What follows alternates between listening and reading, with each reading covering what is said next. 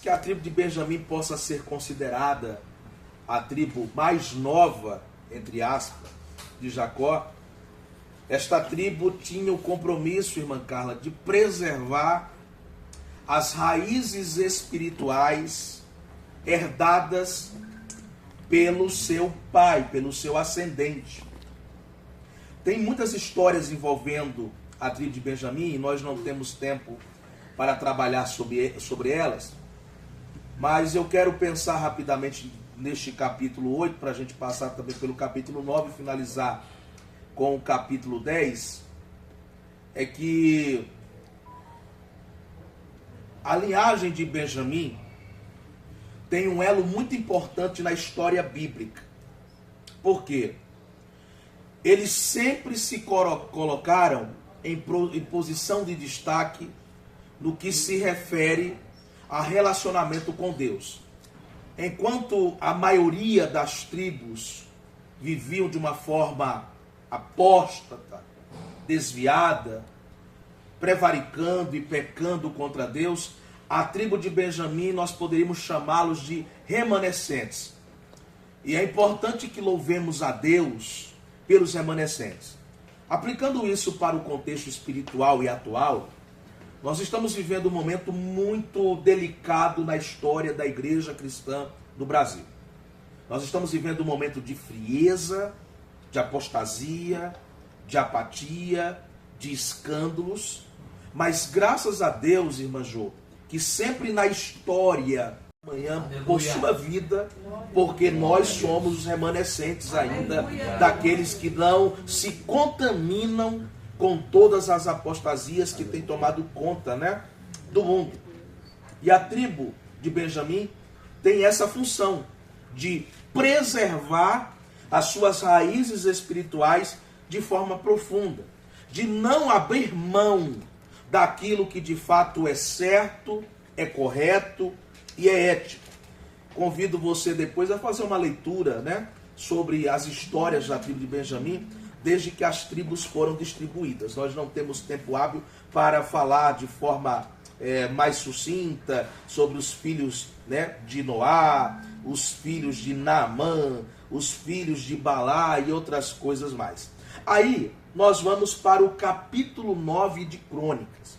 Se o capítulo 8 trabalha com os descendentes de Benjamim, missionário Veriano, o capítulo 9 vai trabalhar com os descendentes daqueles que foram levados para o cativeiro de Babilônia. Tanto é que, se você tiver uma Bíblia que tem aquele título em negrito, que nós chamamos de epígrafe, o título diz: Habitantes de Jerusalém depois da volta do cativeiro.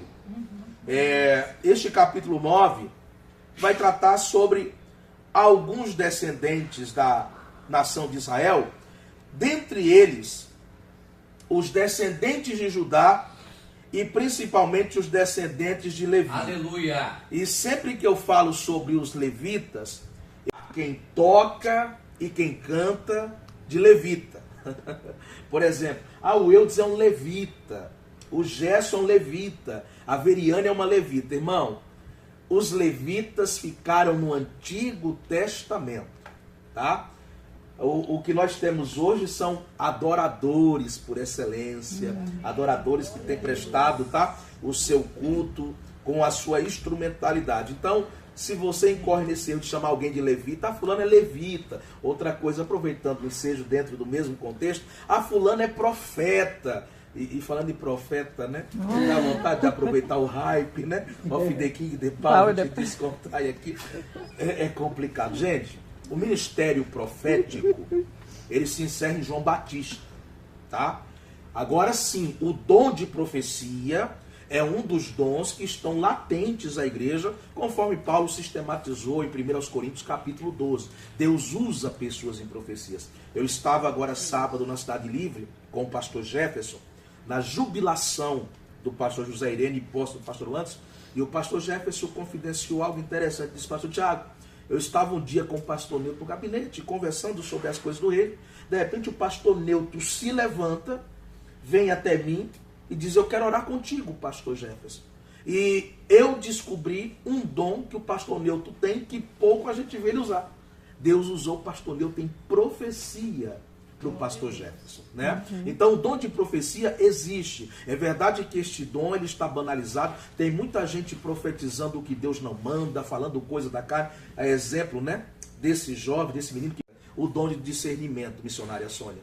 Então, que fique claro isso, tá? Levita é coisa do Antigo Testamento e essa questão de profeta, ela para em João Batista. O que nós temos hoje é o dom de profecia. Mas voltando aqui para o capítulo 9, o capítulo 9 vai falar sobre o registro genealógico dos habitantes de Jerusalém, ou seja, daqueles que voltaram do exílio babilônico depois de terem ficado por lá 70 anos. Vai falar dos levitas e os seus deveres, vai falar dos porteiros e guardas do templo e, por fim, vai falar da situação histórica de Jerusalém e de Judá após o retorno para Jerusalém. E aí, por fim, nós chegamos no capítulo de número 10. E aqui eu vou me ater um pouco, com esses minutos que ainda me restam, porque o capítulo 10 vai tratar da morte do primeiro rei de Israel e de seus filhos. Eu costumo dizer, missionária Lucimar, que 3 personagens bíblicos que iniciam com a letra S tinha tudo para dar certo e deu errado. Quais são eles? Saul, Sansão e Salomão. Esses 3 personagens tinham tudo na mão ou nas mãos para darem certo. Saul, primeiro rei de Israel. Salomão, herda o reinado de Davi. E permita-me aproveitar o momento de transição, né? E algo emocionante. Eu estava ali na secretaria e acompanhando tudo e chorando copiosamente com cada homenagem que foi dada merecidamente aos nossos pastores, pastor Newton e pastor Lídia, e vendo também as emoções dos nossos futuros pastores, pastor Josué e pastora Jéssica. O pastor Josué está recebendo, né, um legado forte, pesadíssimo, mas o pastor Josué, diferentemente da história do pastor Newton, né, que a gente, quem teve aqui, quem já leu o livro, aproveita, tá? Se você ainda não leu o livro do pastor Newton, por favor, corre. Pensa numa obra extraordinária e emocionante. Você vai rir, você vai chorar, você vai falar em línguas, vai ficar nervoso uma hora, uma obra extraordinária e vai ficar contente no final das coisas. Pastor Newton começa o ministério de uma forma muito difícil. Já o pastor Josué, graças a Deus, está pegando um campo consolidado. E se Deus quiser, nós vamos avante, este campo vai crescer. Amém? Amém. Salomão recebe o reinado por parte de Davi tranquilo. Tanto é que a Bíblia deixa bem claro que Salomão não soube em seu reinado o que era guerra. Se Davi trava muitas batalhas, Salomão não precisou guerrear, pelo contrário. Até porque o nome Salomão já diz tudo, né? Detentor da paz. Ou seja, o reinado de Salomão foi um reinado pacífico. Porém, todavia, entretanto, tudo o que vai acontecer na história de Israel nos anos consequentes vai ser por causa de Salomão. Para você que gosta de uma nota bíblica, guarde ou anote a informação que eu vou te dar agora.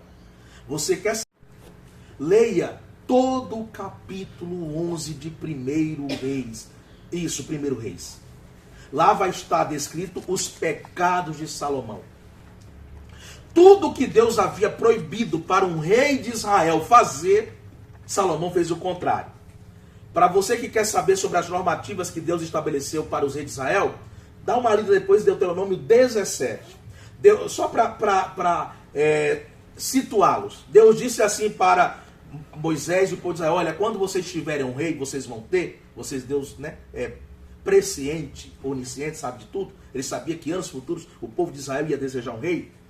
Deus disse o seguinte: quando vocês tiverem um rei, ele não poderá amontoar para si cavalos, mulheres, riquezas. E Salomão obedeceu isso piamente, não foi? Não. Não. Ele amontoou cavalos E mulher. mulheres. A Bíblia registra que ele teve 1.700 mulheres, 300 concubinas. E riquezas e glória e tudo, ele se estribou no seu poder. E detalhe, Deus ainda fala, e por favor, não voltem ao Egito, porque de lá eu vos tirei. E o que é que Salomão faz? Ele faz aliança com Irão, rei do Egito, para fazer a construção do templo. Então Salomão é aquele que tinha tudo para dar certo e errado. Sansão, dos 18 juízes aproximadamente que Israel tivera, Sansão foi o único escolhido por Deus desde o ventre. E quem foi Sansão? Um filho desobediente. Um filho que pirraçava os pais. E eu costumo dizer, irmã Carla, que um dos versículos mais tristes da Bíblia, ou fugir. Para você ter uma ideia dessas fugas de Davi, dá uma lida depois nos Salmos de Davi. A maioria dos salmos que Davi compõe, Davi estava refugiado, foragido. Tem até um salmo que ele diz assim: eu precisei me esconder, porque aquele a quem eu comi a mesa, ele está fazendo uma citação a Saul, insurgiu contra mim tentando tirar minha vida. Agora o que é curioso é que Davi teve Saul por 3 vezes, irmã Marilda, em sua mão, em seu poder. E ele disse, eu não vou intentar contra aquele a quem Deus ungiu. Mesmo Saul estando desviado, Davi compreendia que Saul era um problema de Deus. Irmãos, por mais que a gente conjecture, pondere e faça, não mexamos com quem Deus escolheu. Deixa que é problema para Deus resolver, tá? Ore por esta pessoa. Deixa que Deus vai tratá-lo. Como Deus tratou Saul. O capítulo 10 vai tratar justamente sobre a execução, sobre a punição, sobre os resultados das escolhas equivocadas de Saul, que vai acabar respingando no seu filho. Dos seus filhos. E aí nós temos aqui, para a gente finalizar, convido você, se você estiver com a sua Bíblia aberta, em 1 de Crônicas, capítulo 10, veja comigo os versículos 8 a 10, que aqui tem uma informação interessante. E sucedeu que no dia seguinte, vindo os filisteus a despojar os mortos, acharam Saul e seus filhos estirados nas montanhas de Gilboa, e os despojaram. Que Sansão está flertando com o pecado, com a sua namorada Dalila, irmã Marildo.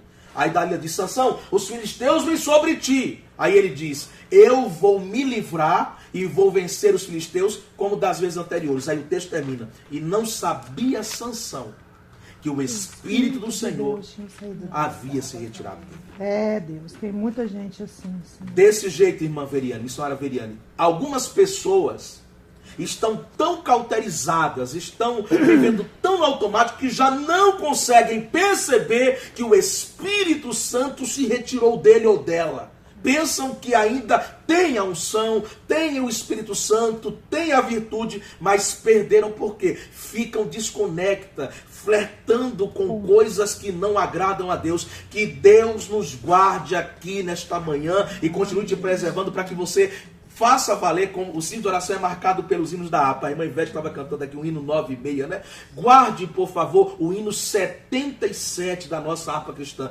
Guarde o contato com teu Deus. Guarde o teu relacionamento com teu Deus. Guarde a tua aliança com teu Deus, para que você não perca a unção de Deus sobre a sua vida. Amém. Então, no capítulo 10, nós temos aqui a ruína, a queda do primeiro rei de Israel, que segundo relatos bíblicos e cronológicos, Saul tivera pelo menos 2 anos de um reinado de sucesso, andando de conformidade com a presença de Deus. Ou seja, dos 40 anos que Saul reina, apenas 2 anos. Irmãos, isso implica em menos de 10%. 5 rejeitado. Chega um momento, vocês devem recordar, que Deus fala com Samuel, que era o profeta da época. Samuel foi profeta que intermediou os reinados de Saul e Davi. E Deus chega para Samuel e diz, Samuel, até quando você terá dó de Saul, mesmo depois de eu tê-lo rejeitado?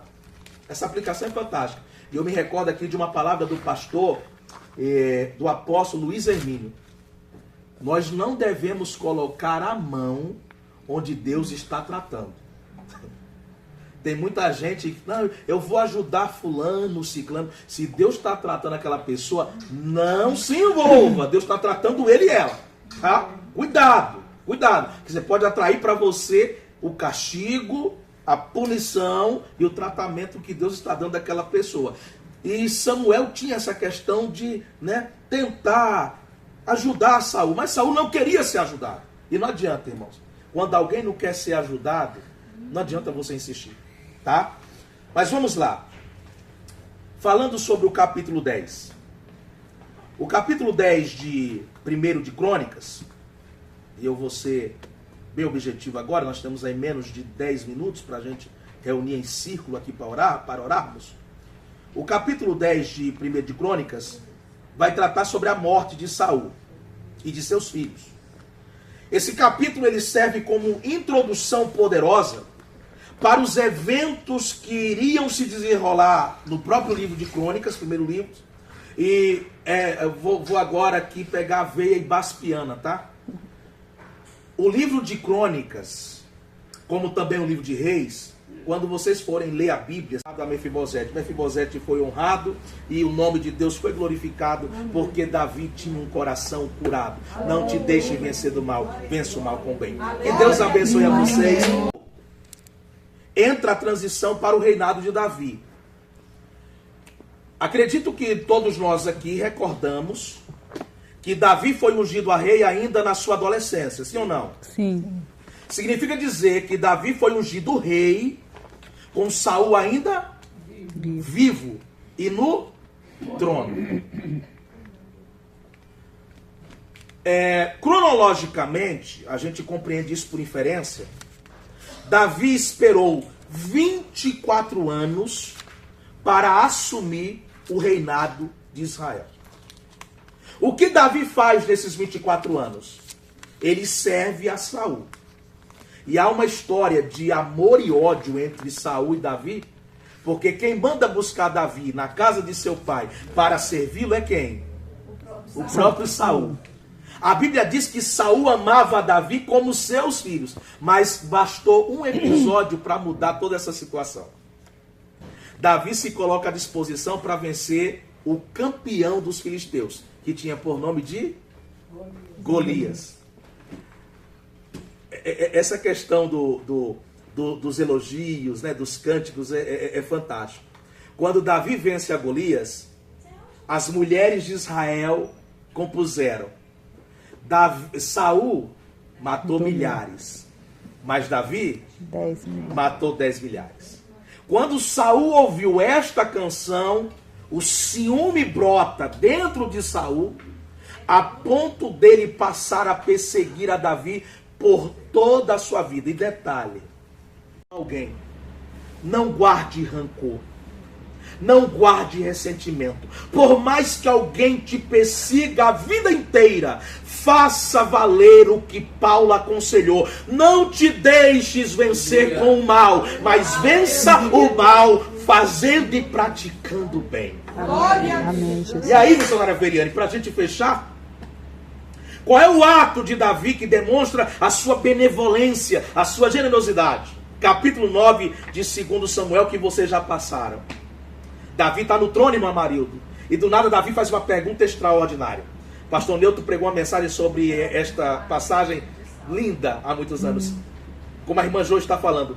Tem alguém vivo da família de Saul para que eu possa usar de bondade? Glória a Deus.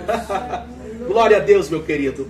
De repente aparece um moço por nome de Ziba, que foi empregado de Saul e sua família por 40 anos. E Ziba responde: Rei, tem sim, mas ele é aleijado de ambos os pés. Irmão, Davi não perguntou se tinha alguém da casa de Saul com alguma dificuldade ou deficiência. Ele só perguntou se tinha alguém vivo. Mas Ziba é o tipo da pessoa que diz: olha, tem ele, mas ele tem esse defeito. Tem ela, mas ela tem essa complicação. Não adianta Ziba querer colocar algum gosto ruim na história. Se Deus achou por bem de usar de benevolência para com você, Ele vai usar. Aí sabe o que é lindo? É que na tradição judaica, na tradição oriental, os aleijados não podiam se assentar à mesa real. Mas tem algo fantástico na casa de Davi. Deus ao redor para anunciar a seus ídolos e ao povo. E puseram as suas armas na casa do seu Deus, e a sua cabeça fixaram na casa de Dagom. Os filisteus aqui aproveitam a situação para se vangloriarem, dizendo: matamos o rei de Israel, matamos os seus príncipes, e estamos agora oferecendo diante da presença do nosso Deus. Dagon era um deus, né, dos filisteus, metade homem, metade peixe. E estamos agora atribuindo a Dagon e às nossas entidades a vitória que tivemos por meio desta batalha contra Saul e os seus filhos. Davi assume o reinado e um dos primeiros atos de Davi é buscar a arca. O outro é recuperar estes corpos e dar um enterro digno para Saul e para os seus filhos, e principalmente pelo seu amigo pessoal e particular, que era Jonatas. Davi, ao agir desta forma, está demonstrando que o seu coração, escrito o livro de Crônicas e também o livro de Reis, histórias que já ocorrem nos 2 livros de Samuel. Então, são acréscimos ou complementos. Primeiro de Crônicas você vai encontrar no 2º livro de Samuel, precisamente, tá?